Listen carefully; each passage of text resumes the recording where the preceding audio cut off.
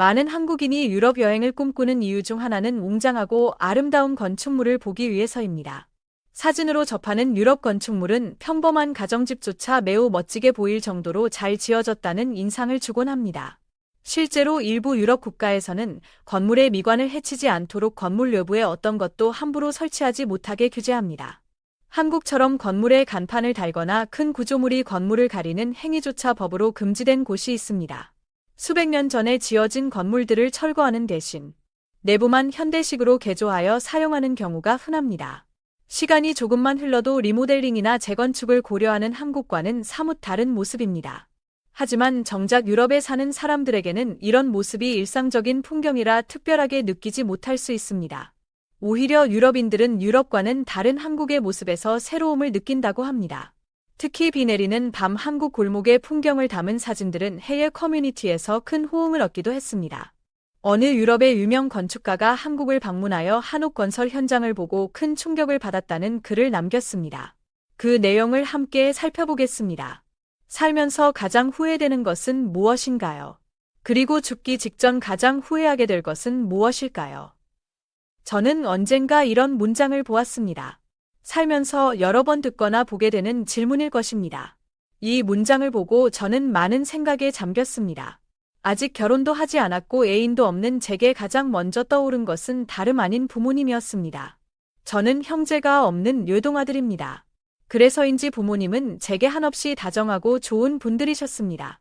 어릴 적 제가 잠시 축구에 빠져 축구선수가 되겠다고 했을 때 재능이 없다는 것을 아셨을 텐데도 반대하지 않으셨습니다.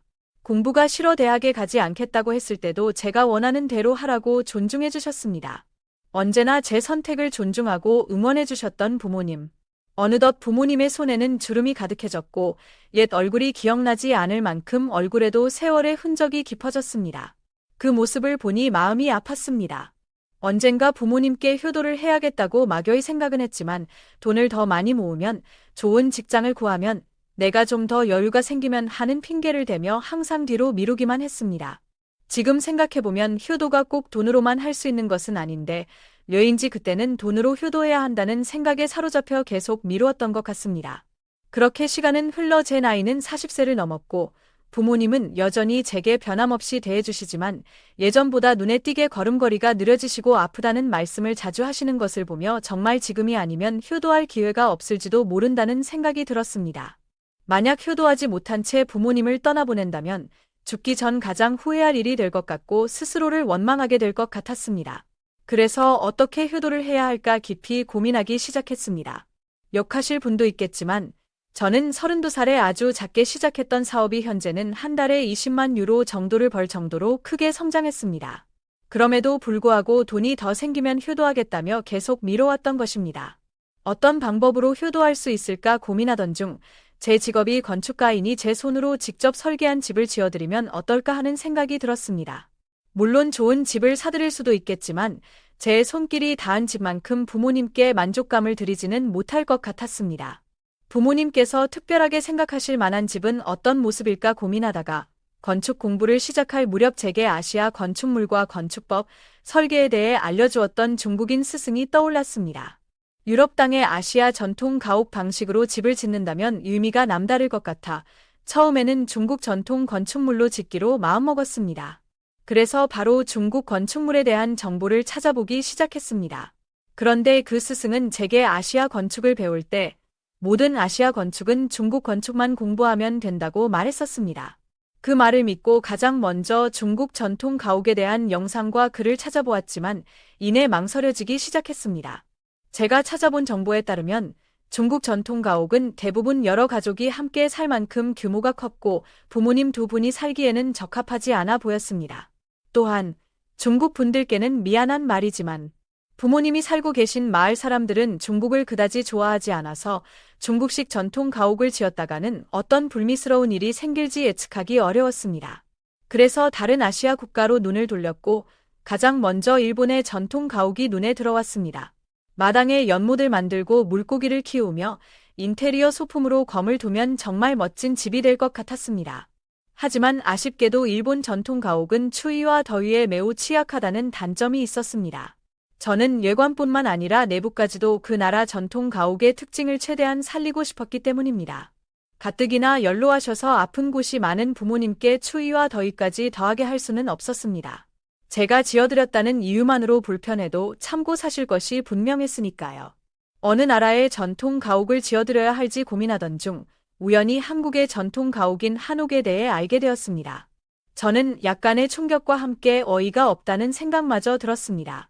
과거 중국인 스승에게 배울 때 그는 한국이 중국 문화를 공유하고 있으며 현재는 대만처럼 독립을 주장하는 사람들이 모인 땅에 불과하다고 말했기 때문입니다. 제가 그에게 한창 배우던 시절 싸이라는 한국 가수가 세계적으로 큰 인기를 끌고 있었습니다. 제가 그럼 이 가수는 중국인이고 이 노래는 중국 노래냐? 고 묻자 그는 이름만 한국일 뿐 사실상 중국 사람이고 중국 노래나 다름없다고 답했습니다. 그래서 저는 그때까지 한국을 중국의 일부 지역 정도로 여겨왔습니다. 그런데 뜬금없이 한옥이라는 한국 고유의 전통 가옥을 알게 되자 충격을 받을 수밖에 없었습니다. 제가 그동안 사업에 몰두하느라 세상 물정에 무지했던 탓도 있겠지만 그 스승은 멀쩡한 한나라를 중국의 일부라고 거짓말을 했는지 의문이 들었습니다. 이것은 마치 유럽의 모든 문화가 영국에서 시작되었다고 주장하는 것과 다르지 않습니다. 만약 이 말을 프랑스인이나 독일인이 듣는다면 굉장히 불쾌할 것입니다. 그의 거짓말을 깨닫고 나니 오히려 한옥이라는 건축물에 더욱 관심이 가기 시작했고 자세한 정보를 찾아보았습니다. 그런데 한옥은 1000년 이상 전에 지어졌다고는 믿기 어려울 만큼 과학적이고 정교한 설계를 바탕으로 하고 있었으며 완성된 모습은 매우 아름다웠습니다. 특히 가장 마음에 들었던 것은 방 바닥을 데우는 난방 시스템인 온돌이었습니다. 또한 비가 자연스럽게 흘러내려 고이지 않도록 만든 지붕의 곡선, 바람이 잘 통하도록 설계된 구조, 추위를 피하기 위해 집 마당 주위로 담을 쌓고 집채를 낮게 지은 점 등 옛 사람들의 지혜를 엿볼 수 있는 설계에 감탄했습니다. 제가 건축을 좋아하게 된 이유도 바로 이런 매력 때문이었습니다. 무엇보다 온돌 시스템은 정말 놀라웠습니다. 음식을 조리하거나 난방을 위해 아궁이에 불을 지피는데 이때 발생하는 열을 버리지 않고 방바닥 아래로 통과시켜 방 전체를 데우는 방식입니다. 이런 효율적인 난방 시스템을 오래전에 고안해냈다는 사실이 경이로웠습니다. 저는 세상의 모든 건축물을 공부한 것은 아니지만 온돌만큼 실용적이면서도 친환경적인 난방 시스템은 찾아보기 어렵다고 생각합니다. 한옥에 대한 확신이 생겨 바로 실행에 옮겼습니다. 하지만 과정이 순탄하지만은 않았습니다.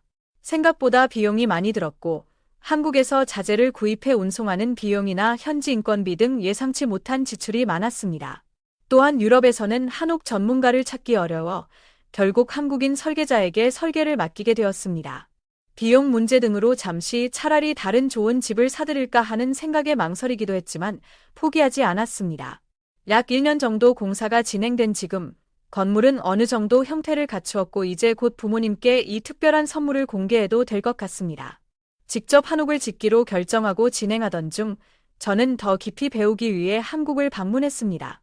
그리고 한옥 건설 현장에서 목격한 장면은 제게 큰 충격을 주었습니다.